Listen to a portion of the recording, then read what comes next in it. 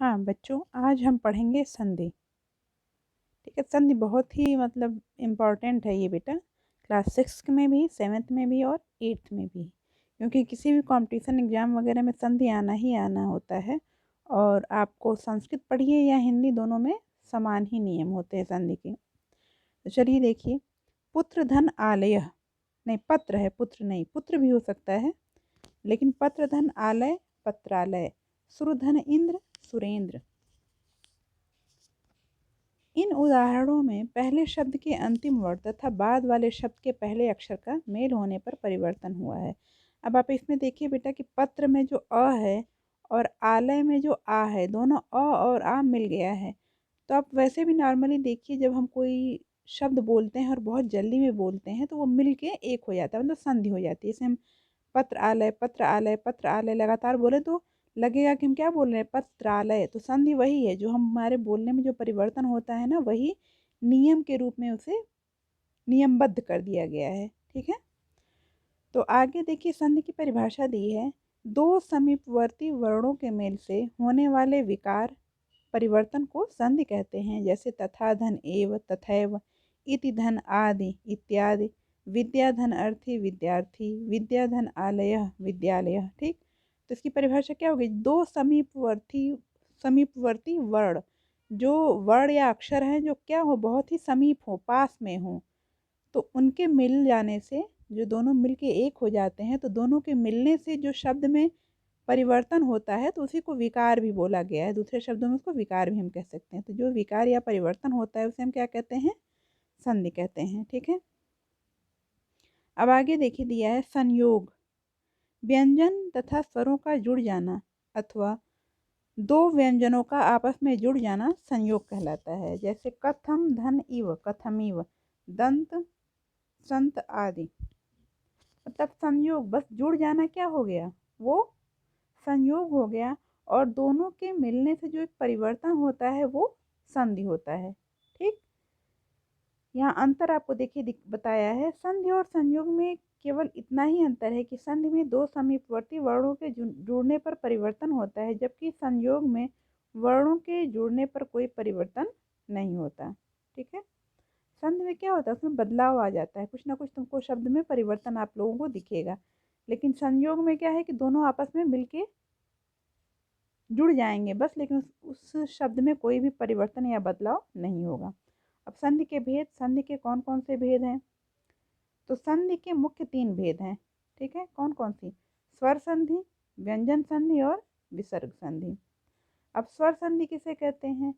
आप कोई भी बेटा, जो भी व्यंजन है या स्वर हैं, तो अगर स्वर के साथ स्वर का मेल हो, ठीक है, मतलब पहला जो शब्द है उसमें भी स्वर हो और दूसरे शब्द में भी जो स्वर हो, जब दोनों स्वर स्वर मिलते हैं तो वहाँ क्या हो जाती है? स्वर संधि होती है। ठीक है, और जब पहला स्वर क्या हो, व्यंजन हो, और दूसरा स्वर या व्यंजन हो, तब क्या होती है? व्यंजन संधि।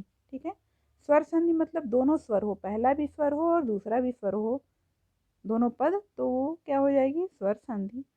और जब पहला पद व्यंजन हो और दूसरा पद स्वर हो, तो वहाँ क्या हो जाएगी? व्यंजन संधि। और ऐसे विसर्ग में पहला पद विसर्ग हो, बाद वाला पद स्वर या व्यंजन कोई भी हो, तो वहाँ विसर्ग संधि होगी।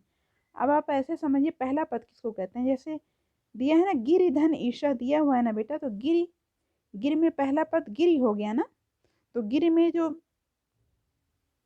र के ऊपर जो ई की मात्रा है, गिरी, ई आया है ना, र में ई स्वर है ना, तो इसका मतलब क्या है? ये स्वर है, ई स्वर है। और बाद में देखो, धन के बाद धन या प्लस का जो चिन्ह है उसके बाद में ईशा है, तो ई भी क्या है?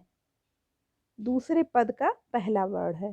ठीक है, तो पहले पद में ई आया है और दूसरे पद में भी क्या आया है? ई आया है, और दोनों ई मिल करके क्या हो गए हैं? दीर्घ ई हो गए हैं, बड़ी ई।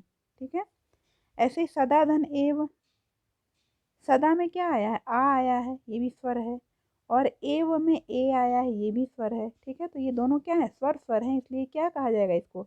स्वर संधि कहा जाएगा। तो स्वर संधि का नियम क्या हो गया? दो स्वरों के मेल को स्वर संधि कहते हैं, अर्थात स्वर के पश्चात स्वर के आने पर जो परिवर्तन होता है उसे क्या कहते हैं? स्वर संधि।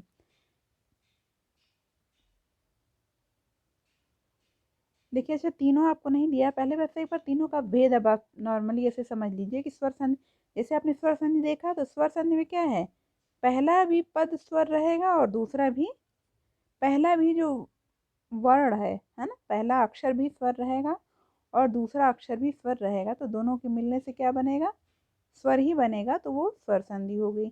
व्यंजन में क्या है, पहला पद व्यंजन होगा और दूसरा स्वर या व्यंजन, तो वहाँ क्या हो गया, व्यंजन संधि। विसर्ग में क्या होता है, पहला पद विसर्ग, पहला वर्ण विसर्ग और दूसरा वर्ण क्या है, या तो स्वर या फिर व्यंजन, तो वो कौन सी संधि हो गई, विसर्ग। तो अब देखिए पहला वाला जो आता है, जो भी स्वर में स्वर है और बाद में भी स्वर है तो स्वर हो गया। व्यंजन में पहला व्यंजन है, बाद में स्वर भी हो सकता है, व्यंजन भी हो सकता है, तो वो व्यंजन संधि। और विसर्ग में पहला विसर्ग, दूसरा स्वर भी हो सकता है या व्यंजन भी हो सकता है, विसर्ग नहीं आएगा दूसरे पद में, क्योंकि किसी भी आप शब्द देखते होंगे तो विसर्ग उसमें अंत में आता है ना, जैसे रामः, तो मह विसर्ग लास्ट में आया ना, तो कभी भी दूसरे पद में विसर्ग नहीं आएगा, विसर्ग में हमेशा पहले वाले पद में, पद के जो अक्षर में या वर्ण में स्वर आएगा, दूसरे में नहीं। ये आप आगे उदाहरण में समझिएगा, पहले आपको मेन क्या पढ़ना है, स्वर संधि। तो स्वर संधि के मुख्य भेद हैं, पहला क्या दिया है, दीर्घ संधि। वैसे 8 भेद होते हैं, लेकिन हमें मतलब अभी आप लोगों को क्या पढ़ना है, 5 भेद पढ़ने हैं। तो पहला देखिए इसमें क्या है, दीर्घ संधि, अ आ ई उ, दीर्घ उ री से परे क्रमशः ये ही स्वर आए तो दोनों को मिलाकर दीर्घ स्वर हो जाता है, इसे दीर्घ से। हाँ तो ये तो ऐसे समझाने के लिए दिया, आप इसको ऐसे समझिए, जैसे बेटा पहले ये दिया हुआ है, दीर्घ संधि का सूत्र है अकः सवर्णे दीर्घः, ठीक है। माहेश्वर सूत्र सबसे पहले मैंने क्लास एक बार ली थी तो आपको माहेश्वर सूत्र वर्ड विचार में समझाया था, अगर वो आपने याद किया हो, ये समझा होगा, तो भी आपको इस सूत्र के माध्यम से बहुत आसानी से ये तैयार होता है, फिर कभी आपको भूलेगा नहीं, लेकिन ऐसे भी आप समझ लीजिए। तो अकह माने क्या होता है, अ ई उ री, ठीक है।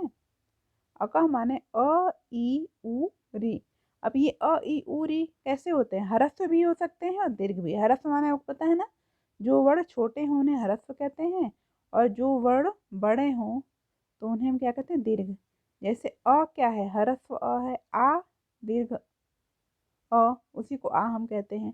ऐसे ही ई, तो इसको छोटी ई या ह्रस्व ई कहते हैं, और ई लंबे समय तक खींच के बोलिए आप, तो वो दीर्घ ई या बड़ी ई उसको कहते हैं। तो मतलब इसमें क्या है, पहले पद में अ ई उ री, इसमें से कोई भी स्वर आ सकता है, ठीक है। और दूसरे पद में, मतलब दूसरे पद में धन के बाद जो दूसरा वर्ण आएगा वो क्या आएगा, समान वर्ण आएगा, ठीक है। पहले में अ ई उ री में से कोई भी वर्ण आ जाए और दूसरे वर्ण में क्या आएगा, कोई भी समान वर्ण। समान वर्ण कैसा, जैसे अ के बाद अ या आ ही आना चाहिए, ठीक है। ऐसे ही ई के बाद ह्रस्व ई या दीर्घ ई आनी चाहिए, उ के बाद ह्रस्व उ या दीर्घ उ आना चाहिए, री के बाद ह्रस्व री या दीर्घ री आना चाहिए। दीर्घ री का चिन्ह आपको पता है ना, नीचे जो ये लटकता है सूंड की तरह, वो 2 बार लट हो जाता है, उसका चिन्ह बनता है, ठीक है। तो अगर समान वर्ण आए तो दोनों के मिलने से क्या हो जाता है, दीर्घ हो जाता है, बड़ा हो जाता है। जैसे पहले पद में छोटी ई है, बाद वाले पद में भी छोटी ई है, तो भी क्या हो जाएगा, बड़ी ई होगा। अगर पहले पद में छोटी ई है और दूसरे पद में बड़ी ई है तो भी बड़ी होगी। मतलब ये क्या है, अका सवर्णे दीर्घा। अका माने अ ई उ री के बाद छोटा बड़ा, छोटा या बड़ा मतलब ह्रस्व या दीर्घ, अ ई उ री के बाद सवर्ण समान वर्ण आए तो दोनों के मिलने से दीर्घ हो जाता है, ठीक। समान आएगा तो दीर्घ हो जाएगा। अब जैसे यहाँ उदाहरण आपको दिया है, उदाहरण को आप ध्यान से देखिएगा तो आपका क्लियर हो जाएगा। जैसे हिम धन आलय, तो हिम में अ है और आलय में आ है, तो अ और आ मिलके क्या बन गया, आ बन गया, हिमालय, ठीक है। ऐसे मही धन इंद्र, तो मही में बड़ी ई है, दीर्घ ई, और इंद्र में ह्रस्व ई है, छोटी ई है, तो यहाँ क्या हो गया, महींद्र, ठीक। ऐसे ही आगे देखिए, वधु धन उत्सव, वधु में दीर्घ उ है और उत्सव में ह्रस्व उ है, तो वधु उत्सव बन गया। मतलब ये दीर्घ संधि है तो बहुत ही आसान है बेटा, आप कर लोगे। बस आपको ध्यान क्या देना है कि दीर्घ संधि में दोनों पदों में समान वर्ण आते हैं। ठीक है, आगे फिर देखिए यहाँ दिया है गुण संधि। गुण संधि में नियम यहाँ क्या दिया है, यदि आ के बाद ई आए तो दोनों के स्थान पर ए हो जाता है। यदि आ के बाद ऊ आए तो दोनों के स्थान पर ओ हो जाता है। यदि आ के बाद री या री आए तो दोनों के स्थान पर अर हो जाता है। और यदि आ के बाद री आए तो दोनों के स्थान पर अल हो जाता है। तो आप इतनी बड़ी परिभाषा नहीं याद करेंगे, आप सीधे क्या कहेंगे, गुण संधि में क्या होता है, इसका सूत्र है आद गुणः। तो गुण संधि में क्या होता है, पहले पद में जो वर्ण आता है उसमें केवल अ या आ आता है। हमने दीर्घ संधि में क्या पढ़ा था कि पहले पद में अ भी आ सकता है, ह्रस्व या दीर्घ ऊ आ सकता है, ई आ सकता है, री आ सकता है, री भी आता है, री मैंने अभी आपको बताया नहीं है। तो ये कोई भी वर्ण आ सकते हैं। लेकिन गुण संधि का एक नियम फिक्स है कि पहले पद में केवल अ या आ आएगा। ठीक है, और दूसरे पद में जो वर्ण आएगा वो क्या आएगा, ई ऊ री और री। ठीक है, पहले पद में अ या आ, दूसरे पद में ई ऊ री और री आता है। ठीक, तो संधि करने पे क्या होता है, अ या आ तो सब में आता है और दूसरे पद में ई ऊ री ली, तो जो परिवर्तन होता है ना ई ऊ री ली के अनुसार होता है। ई के स्थान पे क्या हो जाएगा, अ आ धन ई मिलके हो जाता है ए, और अ आ धन ऊ मिलके ओ, अ आ धन री मिलके अर, और अ आ धन री मिलके अल हो जाता है। ठीक, ई से क्या हो गया ए, ऊ से हो गया ओ, री से हो गया अर, और री से हो गया अल। ऐसे आप याद करेंगे तो कभी भूलेगा नहीं। देखिए जैसे देवधन इंद्र, ई आया ना, तो ई की जगह पे देखिए ए हो गया ना, तो क्या हो गया देवेंद्र।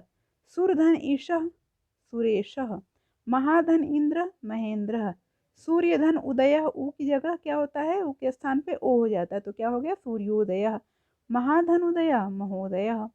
ऐसे ही आप देखिए नहीं, फिर तव धन रिकाल है ना, तव धन रिकार, तो तवल लकार, री के स्थान पे क्या बताया था अल हो जाता है, तो क्या हो गया तवल लकार। फिर महाधन ऋषि, री की जगह पे क्या बताया था अर, तो महर्षि, आ और री मिलके अर हो जाएगा। इन्हें महर्षि नहीं आप करेंगे, आ का कोई अस्तित्व कुछ नहीं रहता है, जुड़ने पे क्या बनता है, री की जगह पे अर, आर नहीं, कहीं भी आर नहीं होगा, क्या बनेगा अर, और री के स्थान पर अल। तो अब फिर से ध्यान दीजिए कि गुण संधि में ये फिक्स है, एकदम निश्चित है कि पहले पद में केवल अ या आ आएगा जो वर्ण है, और दूसरे पद में ई ह्रस्व या दीर्घ। ठीक है, सब में आप क्या कहेंगे, ह्रस्व या दीर्घ ई ऊ री और री आता है, तो उनके स्थान पर क्रमशः ई के स्थान पर ए, ऊ के स्थान पर ओ, री के स्थान पर अर, और री के स्थान पर अल हो जाता है। चलिए